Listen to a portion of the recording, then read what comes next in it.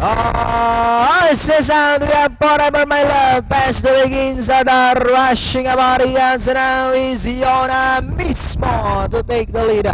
We have Yona mismo, followed by Isadar in second, 3 lengths away in third, Rain Me In, Da Vinci in fourth, Forever My Love in fifth, and a long way back to Kingman Joe and Don Eduardo's best. Meanwhile, we have Yona mismo, goes on by about 2 lengths. Zadar in second, 4 lengths, back in third, Rain Me In, Forever My Love now to take fourth, and in fifth, Da Vinci, Kingman Joe, and too far behind this, Don Eduardo's best. That's still Yona mismo, still leads the way by about 3 lengths, and in second remains Zadar. Then here comes Rain Me In, now trying to get closer in third, and moving up now to take second, Forever My Love in fourth. Then comes Kingman Joe, Don Eduardo's best, and Da Vinci, and it's still Yona mismo by about 6 lengths.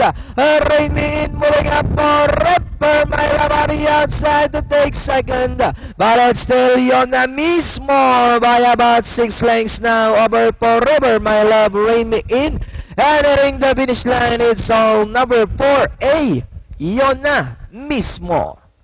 Forever My Love, Rain Me In, Don Eduardo's best, and Kingman Joe. Third and fourth, lalabas